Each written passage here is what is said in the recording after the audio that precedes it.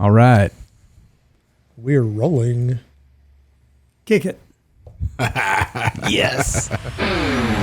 Welcome to Hardheaded Podcast, the only podcast that is practical, realistic, with three knuckleheads as the hosts. I am Chet Sears. To my right, we've got Matt Amos, and to my left, we have Troy Three-Shot Trussell, and we've got a very, very special guest in studio with us today. Yes, we do. It sounds like you just called him a knucklehead. No, hosted by three knuckleheads. Oh, okay. Yeah. I wasn't listening. I never do. He's a guest, not a host. Well, I mean, he Are you trying to stir something up he already? gave us the kick it. Yeah, he did. So, I mean, technically. He did. That was perfect. So, yeah, our special guest today is a man who has been through many industries in life. And on this podcast, we talk about business a lot. So he's been in the insurance industry. Not just insurance, though. You used to write insurance for like sawmills and places that people couldn't typically get insured. Woodworking plants, anything that was rated as a woodworker is something that the stock companies like Aetna, Travelers, any of those other companies would not insure because they were going to burn up. So we wrote them because we knew how to underwrite them. It was actually through a company out of Kansas City, Missouri, Atlas Mutual Insurance Company, and I was with them for 9.5 years, and we did very well. Inspected the plants, gave them our list of recommendations, and it was a good business. We did good. So very specific insurance. And then from insurance... Oil and gas. In the oil and gas industry, and that was a lot of fun. Had peaks and valleys, more valleys than peaks, however.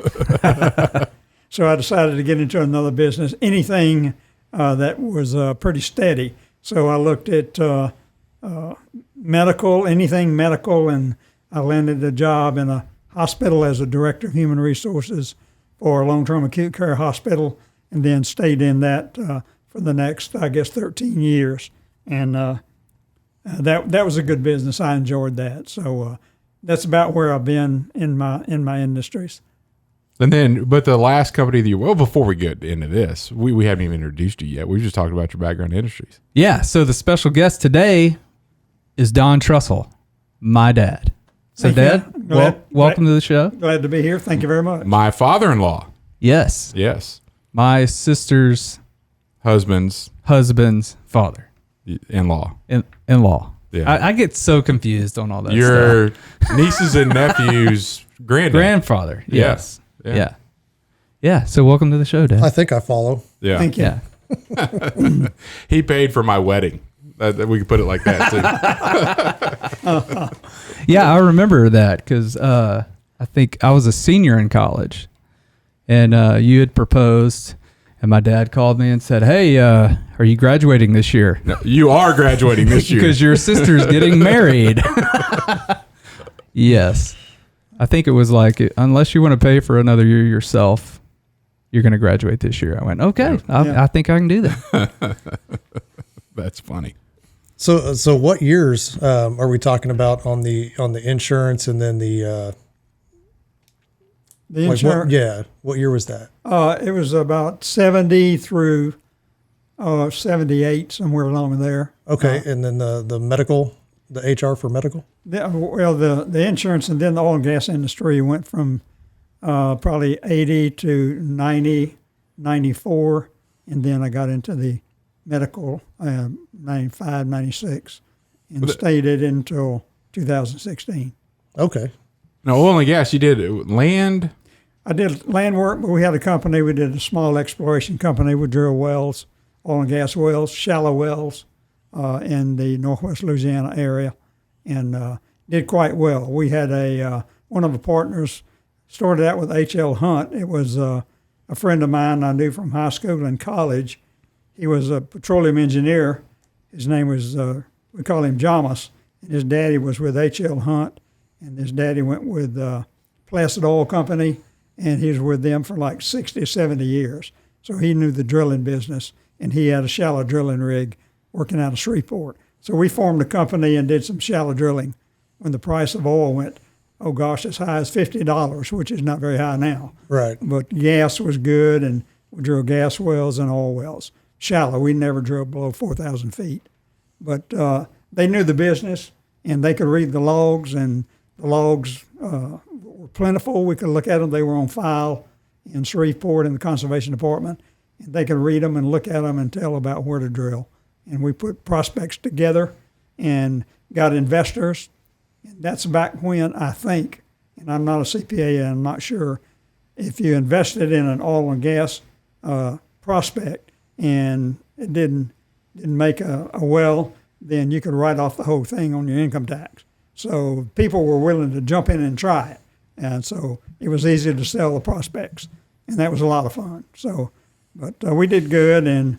But again, the valleys got too deep. So I started looking for something else. Yeah, and fun fact, Jamis, your buddy, was my 8th grade science teacher. Oh, really? Yeah. And I found out real quick that he knew my dad. Yeah.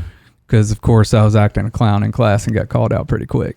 Which, he's like, oh, Trussell. that was the theme of his whole school age Yeah. behavior, was getting called out for being a clown. Yeah. And I got called out several times too because he was a clown. Making Dad leave work to go school you up, Yeah, a few times. fix the problem. Yeah. Sometimes some of the things he got in trouble for was after work hours. We don't have to go into all that, though.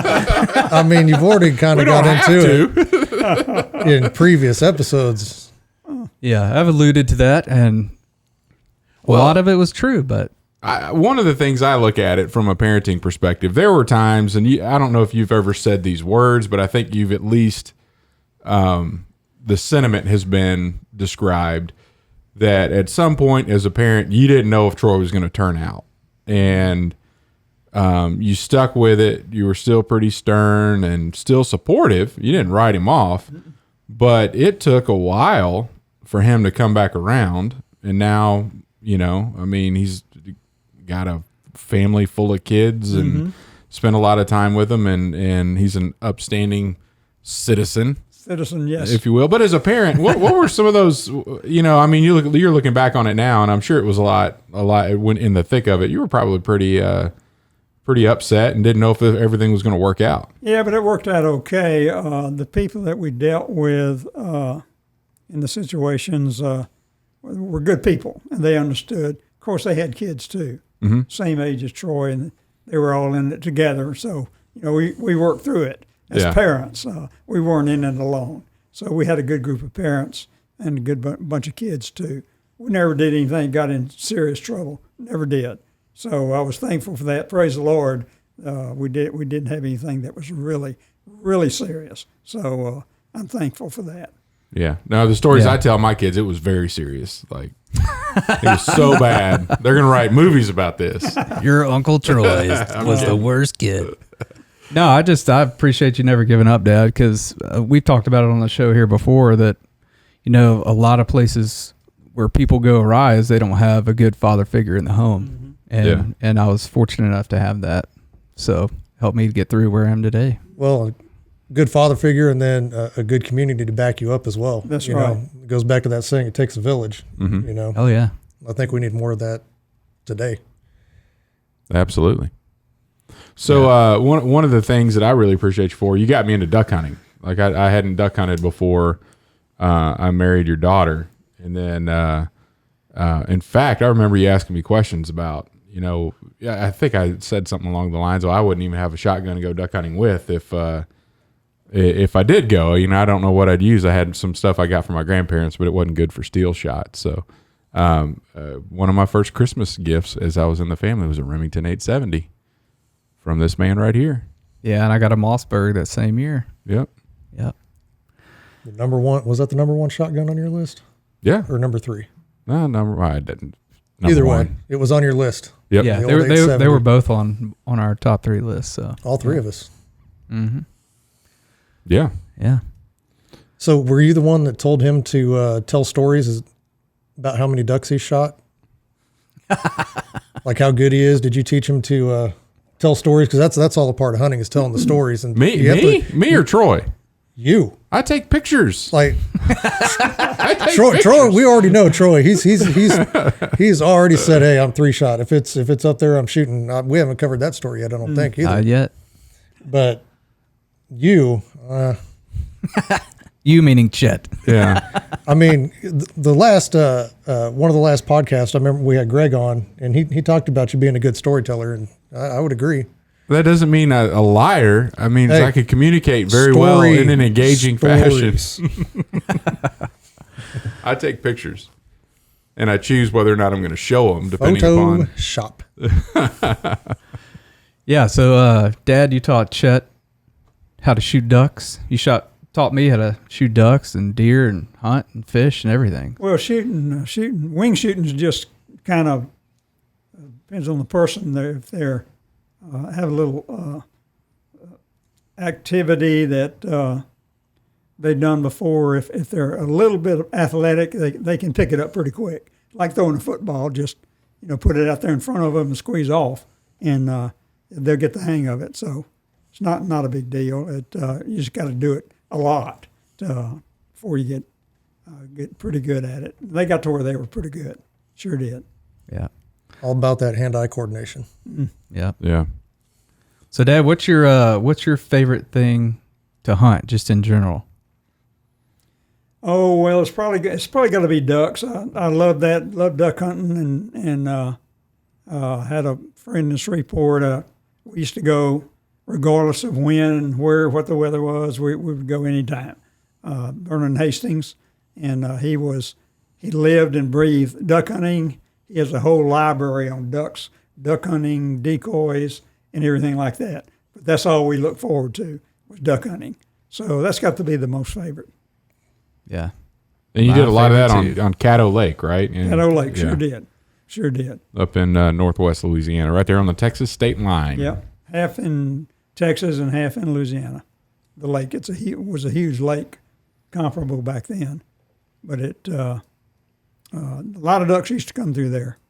Lots of ducks. Yeah, and so for our Midwest folks, listeners, I mean, these are blinds that you drive the boat out to, and there was a drop-off blind out there too, where that's why we called it that, because you just got dropped off, and then the boat would go park it in another blind where it had a boat slip in it. So, yeah, sometimes you're getting dropped off in that drop-off blind, and the wind picks up, and the waves start rolling in. You're wondering if you're ever going to get picked back up out of that thing. Yeah. So, Well, it used to get rough out there. We had to stay out one day. Got so rough we had to wait till dark till the wind died down, so we could come in. And it's a big lake, and it was dangerous. yeah. Yeah, I've never done anything like that here, but when I was in Missouri, they had, those early mornings, you'd have to wait for the draw, see if you got a spot drawn, and be there at 3 or 4 in the morning when they draw them, and then you get in your boat and ride out, and then, of course, they drop me off. They don't trust me with a boat, so they drop me off, and then they go park the boat, and then you can hear them sloshing in. Yeah. Yeah, I know Caddo Lake was something special because that was one of the first places in the world, I believe, that they had put a oil well in over water instead of just on land. Right. And what they ended up doing, and it was successful, so they found oil there. So they started putting oil wells right next to oil wells, and they did it all on these wooden pilings. And so they made a road on the water in between all the oil wells so the drilling barge could get between all the wells.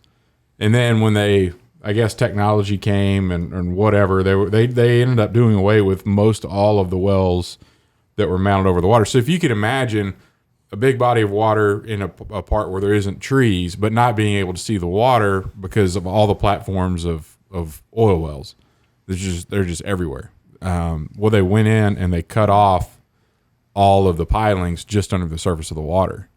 So the road is what you had to travel, but you looked out there and it was just all open water. So when the wind would come up, normally you just take a tack that would put you where your bow's going into the waves and they're not coming over the side, but you had to drive the road through all that stuff. So it could get, I got stuck out there in my bass boat in a thunderstorm, just because you couldn't. There's white capping over the side of your boat. Yeah, you're like, I'd point into that. No, if you point into that, you're going to go right in there and hit those stumps, hit those pilings under the surface. Yeah. which I had a friend do. Flying down there, he clipped one on a corner one time, ripped a hole. I don't know, it was about 6 inches wide and about 3 feet long. I got to the spot behind him, and we were in a tournament, and we were both fishing the same area, and he got there before I did because he had a boat that could go like 70 miles an hour. And so I pull in there a few minutes after he does. He's already fishing, and I was like, "Hey man, your bilge pump is going." And he's like, "Oh, I don't know." And I'm like, "Dude, it should not be pumping water. You just got here." And sure enough, he's like, "Well, I think I hit something out there." And he loaded back up and went back to the ramp. Done for the day. Wow. Yeah. Done for a while. Yeah. That's an expensive repair. Yep. Yeah. So, Dad, another question I wanted to ask you was you shared a photo with me a couple of days ago that you were standing there, and for the people watching on YouTube, I'll show the photo, but it was a photo of you and a guy probably 30 years ago, and y'all are holding up snakes. 1970. Yeah. October It was 1970. 50 years ago for the math challenged. Yeah, thank you. 50 years ago. What snake were you holding up, and what snake was your buddy holding up, and what's the story behind all that? Well, they were both, I think they were timber rattlers or canebrake rattlers. I think they're both by the same name. But my buddy there, his name was Tully, Tulley Hall, and his family owned Anderson Tully Lumber Company out of Memphis, Tennessee. And we hunted on the company's hunting club, which is about 30 miles north of Vicksburg, Mississippi. And like all hunting club members, you always go in there early to get ready, get the camp ready, and scout out for deer and look over everything. Well, he and I and another friend of his from the hunting club were in there that October, and I was squirrel hunting. I had a shotgun. And Tully, his name was Tully Hall, he had a .22, and our other friend had a shotgun. So we split up and went out through the woods, and all of a sudden we heard somebody yelling, yeah, just loud enough. And we immediately knew what it was. And we yelled back to make sure he was okay, and it was Tully. And then we heard his start shooting. He shot about 10 times with a .22 automatic. And we kept yelling to him and went over to where he was, and he had killed the first snake. It was 5 feet 7 inches long and had 16 rattles. Gosh. It was a timber rattler. And then my buddy, the guy that was with me, his name was Peter, and he's an excited guy. And so Tully went on off somewhere, and Peter had this snake on the end of a stick, and he was going to go back to camp as fast as he could walking through the woods. I said, "Peter, be careful. Watch where you're going. Where there's one, there's normally another one." "Okay, I'll watch. And he was going through the woods, and of course I was behind him about 4 or 5 steps, and I was looking for snakes. And he kept going, and he stepped right next to the second one, and it was coiled up on the ground, not to strike, was just sitting there. And when he did that, I stopped and I yelled, and he took off. And he said, "What is it?" I said, "Come look at this thing." And he came back and he said, "Shoot it." So I shot it, and that was the second snake. And it was 5 feet and 2 inches long and had 12 rattles. And so that's what the 2 snakes were. We took them back to camp. And as soon as we hit the camp, there were about a dozen or so people there getting ready to work on the camp and go squirrel hunting. 10 minutes, everybody was packed up, and they had left the campsite. We're done. Out of the woods. Yeah. They were gone, and I don't blame them. Yeah. But that's what the 2 snakes were. And we took them home, or took them to his house, took pictures of them, and I think it was in the Vicksburg paper the next week. Good gracious. I mean, I'm looking at the picture now. Those are 2 big timber rattlers. What do they normally get to? Because those have got to be pushing the limits of. I've never seen one that big ever. I mean, it's long and fat. That's a big one. The biggest rattlesnake I've ever seen a picture of came from the bombing range. My dad, and I don't think it was a timber rattler. I think it was something different. If there is a different rattlesnake in Louisiana, but it had both ends hanging off the bumper of a truck. And these right here are enough to. Good gracious. You can't imagine. I could just almost get my fingers around the biggest part of the big snake. That's how thick they were. God. Or it was. Yeah. And when you pick them up, you think you just pick up a snake, and they were heavy things. Yeah. They're big snakes. And that was in the Mississippi, near the Mississippi? Yeah, the hunting club was between the levees of the Mississippi. Troy went over there. That's where we hunted. Yeah, we went over there a few times. Yeah, but Anderson Tilly Lumber Company owned about 300,000 acres up and down the Mississippi River. They were largest privately owned hardwood lumber company in the United States at one point. But they had a lot of land, a lot of timber, but it's a wilderness between the levees from the Mississippi to Louisiana side. And it's just nothing in there ever to disturb the wildlife except during hunting season. Yeah. And when they log it. Yeah. Lumber. But it's a wild place. Yeah, it's hard to describe in people in Kansas, the alertness that you have walking around in that part of the country to make sure that you don't step on something that's going to bite you. Yeah. Like yeah. And that was my dad's leash when I was a kid. If I was just running around a little bit too much out in the woods, he'd say, "Hey, watch for snakes." And next thing you know, I'm right back next to him, walking with him, because they're like, "Oh, that's right. There's a lot of snakes around here. You don't know what you're going to come across." Yeah. Yeah, I think that when we were hunting in Mississippi, that's the one time in my life I've seen that many deer in one spot at one time. Because I remember you and I went and sat behind a tree, and they were running dogs to push the deer one way, and you just sit there, and you were like, if you see one, big enough, you want to take him out, go ahead. Yeah. Just make sure we're shooting in the right angle and all that. Well, I was so shocked at how many deer were running through the woods at me. Yeah. Because we're sitting on the ground, and there were just all these deer just like I would, to this day, because I think I was like 12 years old or something when we went. Yeah. Pretty young. But I was just like, oh my gosh. Yeah. I can't believe this. I can't pick one out. There's too many. It was incredible. It's hard to do when there's a huge group. That's what, even up there in Montana, that Buddy Chase, that's what he talks about. He gives me such a hard time about it because, I mean, there's 200 of these elk. He's like, shoot. I'm like, which one? He's like, the big one. I'm like, where's he at? I mean, they're all big. We're in the middle of a blizzard. Come on, man. Yeah. Wow. I don't know. I still think Chase knew what he was talking about. You just need to listen to him. Pull the trigger. No, it's not just. It's a different animal. Yeah.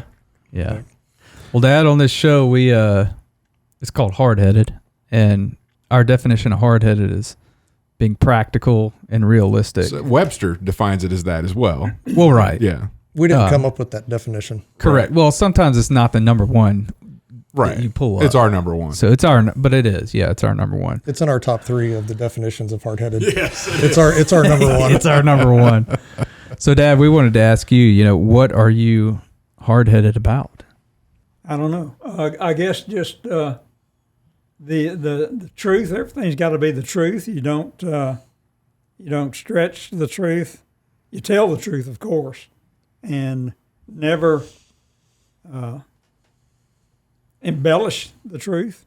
I mean, the truth is what it is. I mean, there's nothing. You can't get around the fact that there's a fact that you look at and you understand what it is, and that's what it is. Yeah, that's it. And be very objective, very realistic. I'm not big on fantasy or anything like that. If it's realistic, it's factual. It's the truth. I guess that's what you could deal with, right? Yeah. I mean, that's the reality that's there, and unfortunately, that's hard to do these days because there's very little of that floating around. That's right. Well, it's hard to come by. I mean, because you're always trying to find out what is the truth these days. Yeah. So, I don't know. We were talking actually. Greg Harrod, one of the guys that was on a guest on our podcast. Who's recording one, Connect, Mobilize, Deliver. I was a guest on his, and we were talking about some of the work I'd done from a customer experience perspective. And I don't know why it came out, but it's pretty good. That trust is the greatest currency you have, and especially if you're a company dealing with a customer. That if you always tell the truth and you build that trust with your customer, then there's no stronger connection you can have with somebody, right? Because they know that what you're telling them is actually true, and that's what's going to happen. So if you could build that trust, you've got the strongest currency there is in dealing with other people. Is being truthful, being factual, sticking with the facts and not embellishing and just saying what it is. I heard someone, when I was still in the oil and gas business, someone made a comment to someone else in another town in Texas. Said, I was looking at him investing in one of our prospects, and another fella asked him, can you trust Don Trussell, or is he a good person to invest with? He says, well, he may be too honest to be able to deal with him. So I made that a compliment, but it got back to me, someone would say that about me. And I don't know who it was to this day. It doesn't make any difference, but that I was too honest to deal with. So I don't know if that's an asset or a liability. But nowadays, it's got to be an asset. Yeah. Oh, absolutely. I would definitely say, yeah. And I would say, speaking of eternity, that would be a pretty good asset. Yeah. Absolutely. Yep.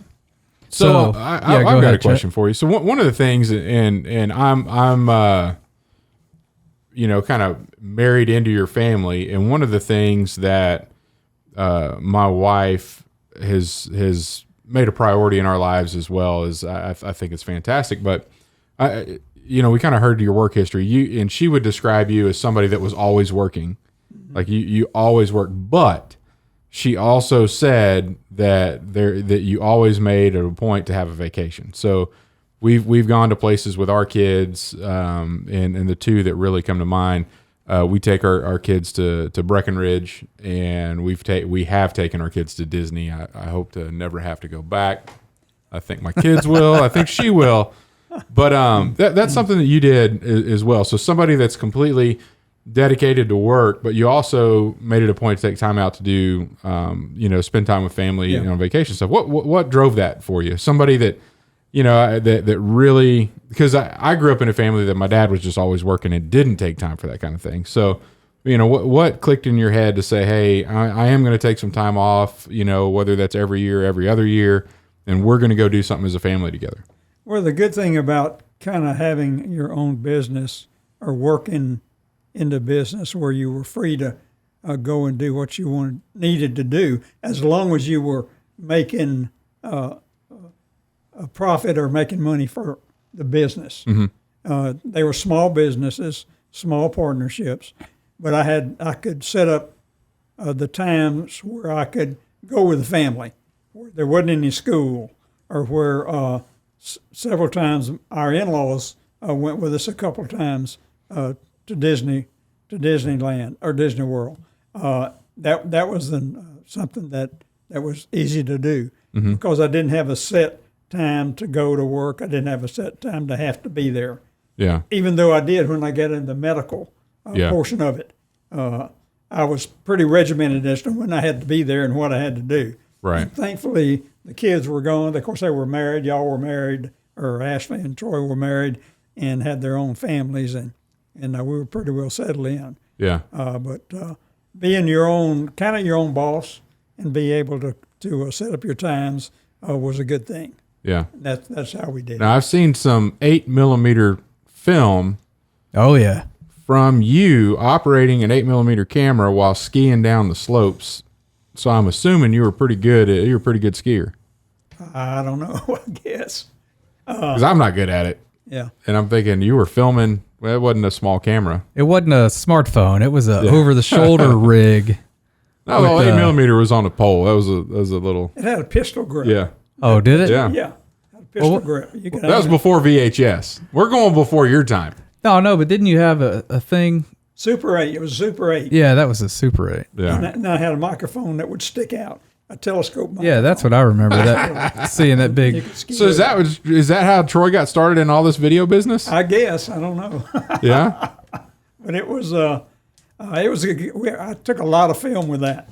Yeah. A lot of film, a lot of hunting trips with it too. Yeah. But that was a real. I forgot where I got that thing.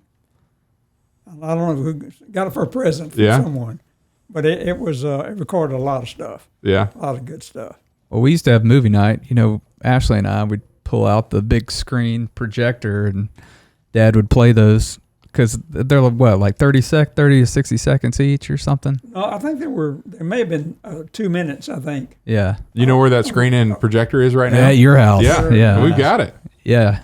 Because your kids pulled it out a few years ago. Didn't Ashley did, and it was a couple years ago, and we watched a whole box, full of stuff. Yeah. Yeah, I'll have to do that for my kids soon. Yeah. That's fun. Which was really neat because one of the resorts that you guys stayed in Breck happened to be right next door to the first time we took our kids to Breckenridge. Of course, we went in the summer, but it was right next door to Ashley's like, I think this is familiar, and sure enough, when we were watching those videos, we recognized the complex, the condo or whatever it is. That's fun. Yep. All right. Well, I think we're about ready to hop into our top three. Top three after we take this break. From our sponsor, Admiral's Pennant Beard Oil. We'd like to thank our sponsor, Admiral's Pennant Beard Oil, for being awesome and sponsoring this podcast. We also have the owner, Matt Amos, here with us. Matt, you've got a glorious beard. Can you tell us why you started making beard oil? Oh, that's a long story. Well, But, we've only got like 20 more seconds, so. So when I retired from the Marine Corps, let me go real fast. When I retired from the Marine Corps, I started growing my beard, and it didn't look great. It wasn't glorious. It wasn't awesome. no, it itched and irritated the crap out of me, and so I Yeah. began searching for products and found some out there, but they were a little bit too harsh on my skin, made me break out, turn Probably red. because they use synthetics. Yeah, a lot of synthetics, and then a lot of even if they used essential oils or whatever it was, they just put too much in there, and so created a blend and a brand that is not overpowering and gentle on the skin. Yes. So you manly men out there that need to treat your beard gently. Manly men with sensitive skin, Yes. for sure. Yes. You need to look at admiralspennant.com and get some wonderful beard oil so you can have a glorious beard like Matt Amos one day. And you can get it all at www.admiralspennant.com. Now we're back. And we're back. So we're going to go top 3 places we dream of hunting. And Mr. Don, I think the reason that Troy selected this top 3 is he may be getting one of these hunts for you for Christmas this year. So choose wisely. He's like, this is a good idea for get my dad something for Christmas. So Troy, if you're buying for me, the number 3 dream hunt of mine is an Alaska or Yukon moose hunt. And somebody at this table happened to have already done that.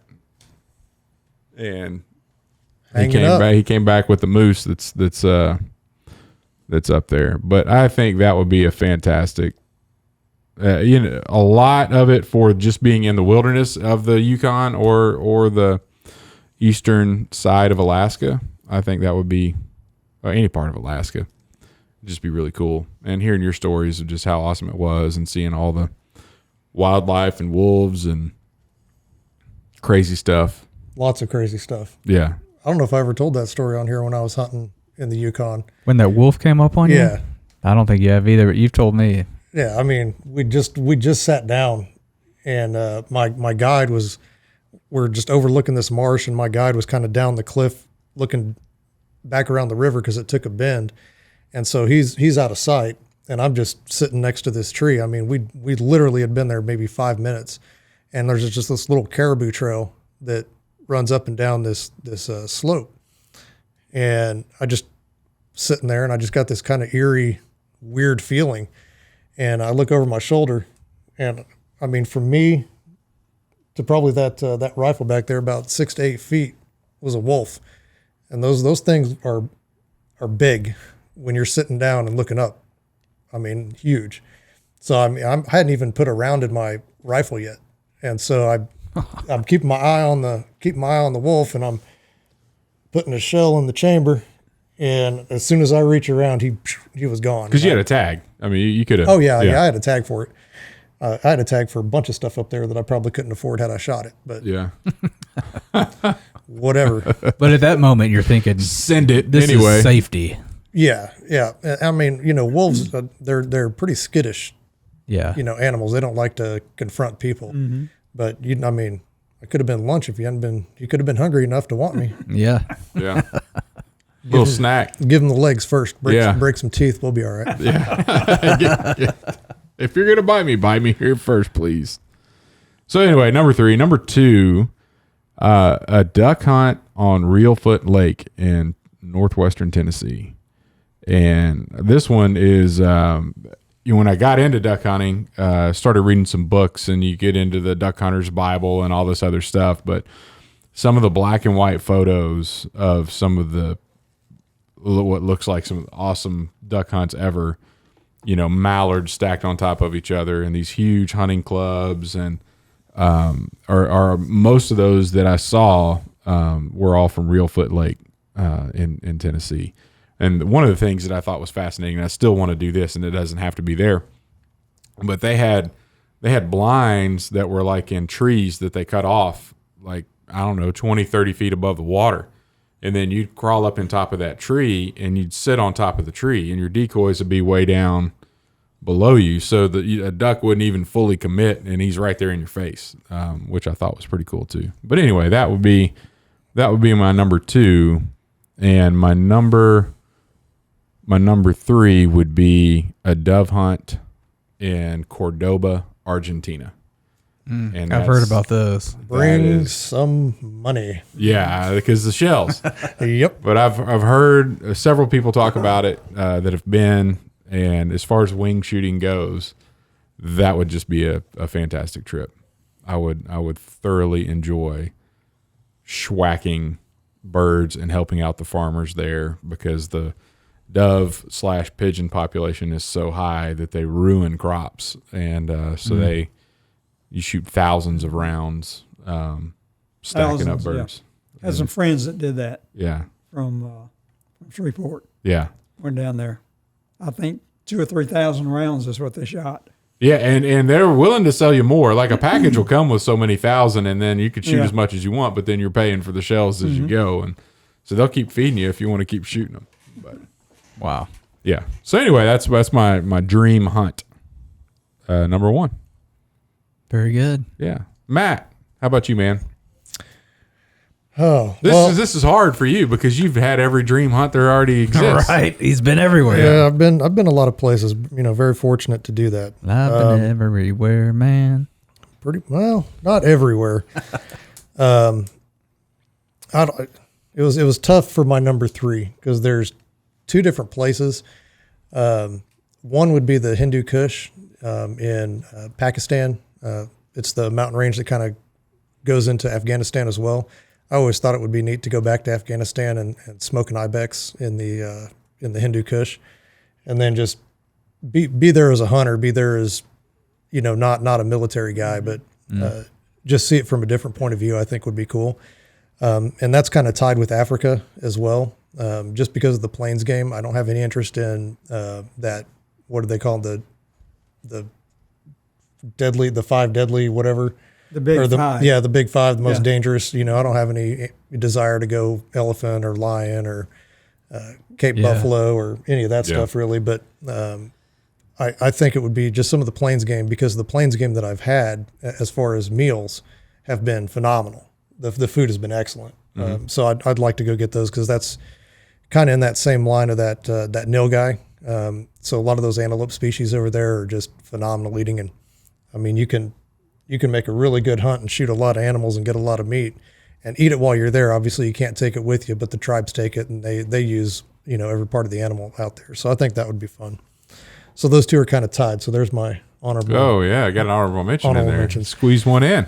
Number two is a place that I've already hunted, but I would absolutely 100% go back. Would be the Yukon, but this time I would go after grizzly, and try to get a grizzly down. And the hunt that I had up there, I might have mentioned it before, but my first hunt, I passed on the first moose that I saw because it just wasn't. I figured this is a once in a lifetime trip. I'll never get to come back.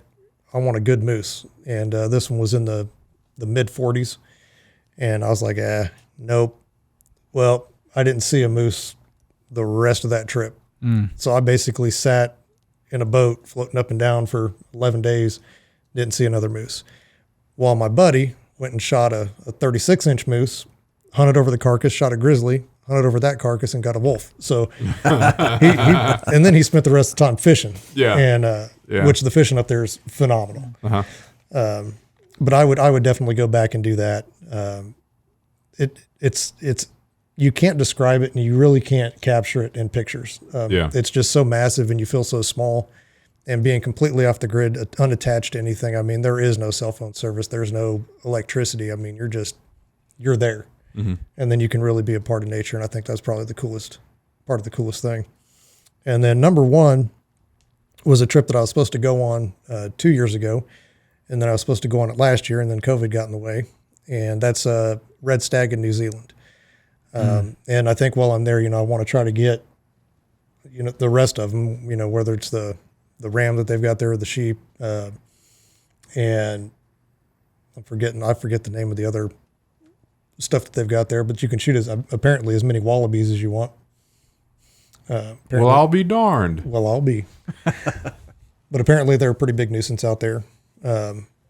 And they don't know exactly if and when New Zealand's going to open back up its borders. And then when they do, it's going to be a required COVID vaccine, I think, at least to start. So I don't see myself going for the foreseeable future. Yeah. And I don't think that there are any native animals. I think most of those have actually been brought in. But what you hear is just, it's absolutely beautiful. The views are breathtaking, and the family that, if I get to go, that I will be going with, I mean, they're just super, super good people. Their son is a guide, and I think he was 10 years old last time I saw him. And this kid can run up and down mountains. He's got more energy and endurance than anybody I've ever seen, and super respectful, responsible, just a really good, well-rounded kid. And so he was going to be my guide, and I was really looking forward to that. So hopefully they open it back up, and I'll get to go eventually. But that would be my number one. Awesome. Very good. Mr. Don, how about you? You had time to think about it? Yeah, I thought about it a little bit, and I'd like to go to Alaska and go on a moose hunt. I'd like to do that.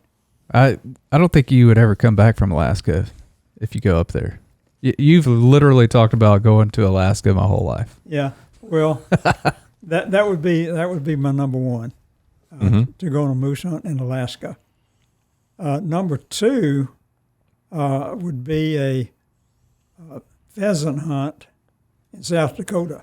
Yeah. Oh yeah, a lot of birds. I've never been on one of those. Had some friends that have gone on one, but that's something I'd really like to do. And number three, I guess, would be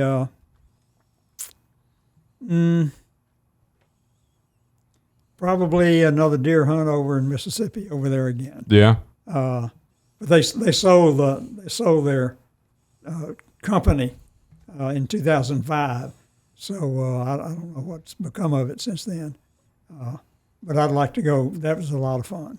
Yeah. That was a lot of fun. Doing the drive with the dogs. Doing the drive. Yeah. Oh, you could drive with people. Oh yeah. Sometimes, and lots going on, lots happening, good food, a lot of things going on. But that would be the. So that was the true deer camp experience, right? 'Cause there's lots of people involved and bunks and yeah. There were separate cabins they had, and then they had the main camp house. I mean, it was huge. It was a great big thing. Yeah. And those guys could build stuff, of course, with hardwood lumber, and they could get all the lumber they needed and build a lot of things. Right. and they bring the generators in there. One day we were sitting on one of the porches, and some guy was coming in a pickup truck, and I asked him. I said, "I wonder where he's going." And the guy sitting next to him said, "He's going out." I said, "Out?" He said, "Yeah, we're in as far as you can go in. Wherever he goes, he's got to go back out." But this was on a huge lake. It used to be the river, Old Oxbow. Oxbow, a huge lake, and it was really an experience. I really enjoyed it over there. Yeah. I remember having to put the mosquito nets up around the bed when you go to sleep at night, and the whole deer camp experience. Well, that's cool. All right, Troy, fire away, man. All right, so number 3 for me would be Alaska moose. So that's all 3 of us, family here, and we have our guide that's been. So I think we need to plan a trip. And you know, whenever one of us kills a moose, you could hunt for the grizzly. I don't know much about the Alaska side, but I could probably get you around pretty well on the Yukon side of it. Okay. All right. I don't know how much different that is. I know that it's 2 different moose. Just supposedly at the border, they change. Yep, that's exactly it. There's no Canadian moose on the Alaskan side. Those are Alaska. Yeah. Yeah. Okay. Hey. Hey. They say A on one side and they say yeah on the other side. Is that how it is? I don't know. I think they'd say ouch. Hey, ouch. Okay, yeah, I gotcha. Number 2 would be Colorado elk. Would love to go shoot an elk in Colorado. Do some fishing while I'm there. That's an easy enough one to attain right there. That's right. Over the counter. These are not big, hairy, audacious dreams here. He said kill an elk, not hunt an elk. Hey, I know a lot of people in Kansas that go hunt elk that don't kill elk. you just got to be with the right people, I guess. I guess. I know a lot of people. Or have some pins on a map where you know kind of where to go. Yeah. I still know a lot of people that have been a lot, and it just doesn't pan out like the week or 2 weeks that they're there. Never come back with any meat, huh? Yeah.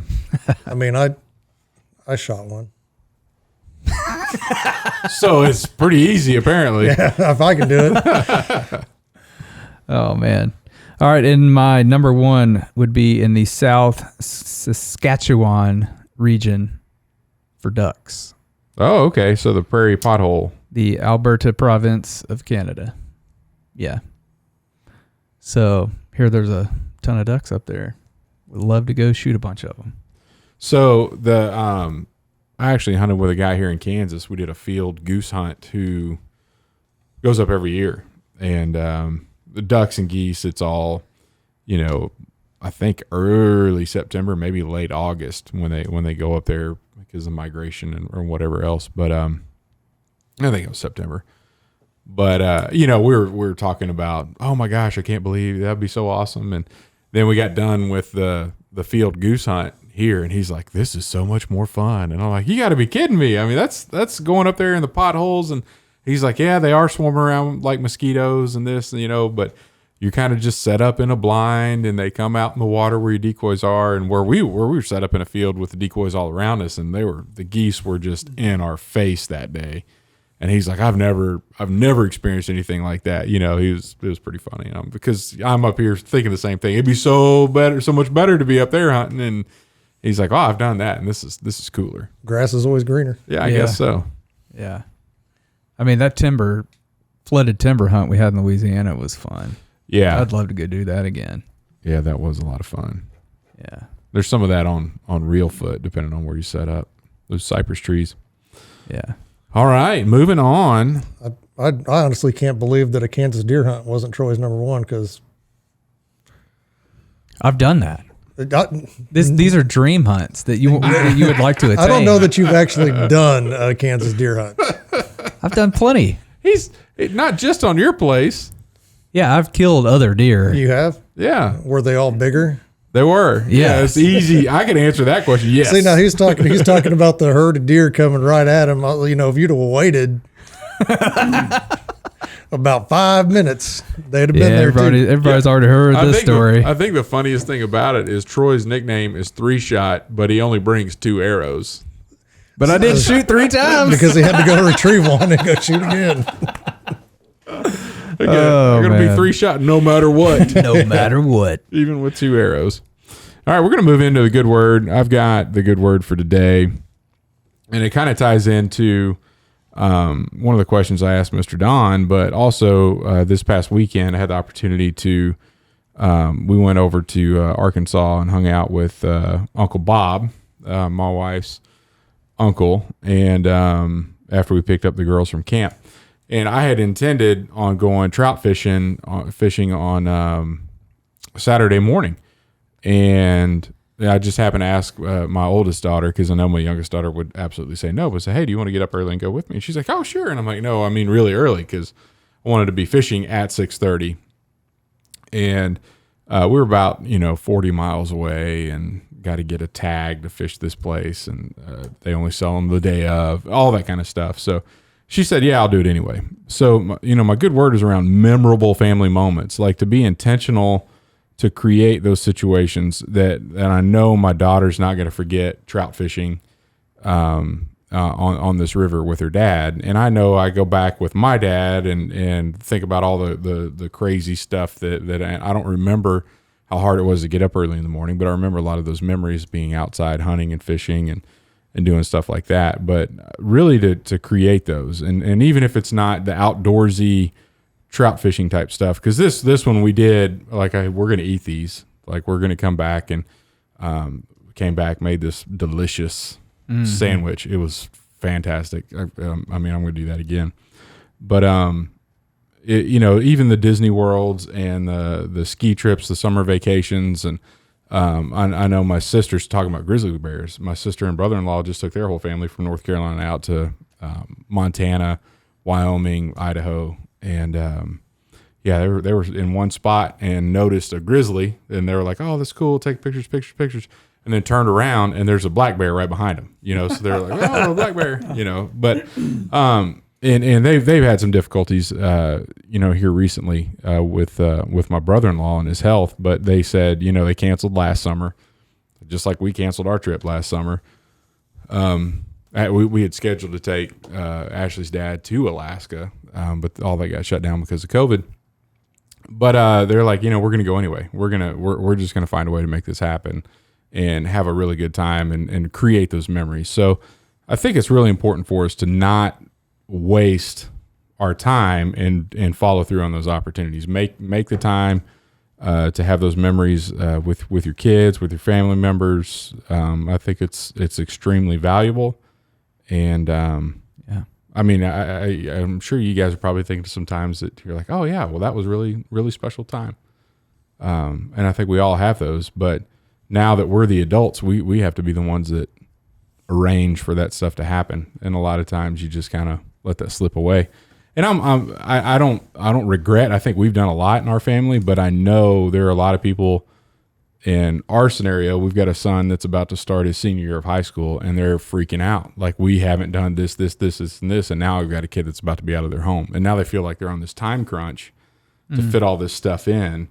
So don't do that. If your kids are younger, just start. Hey, put some on the calendar, even if it's a year or two out. Put some on the calendar and make that happen to create those memories, so that you don't let it slip away from you when you get there. Good word. I would agree.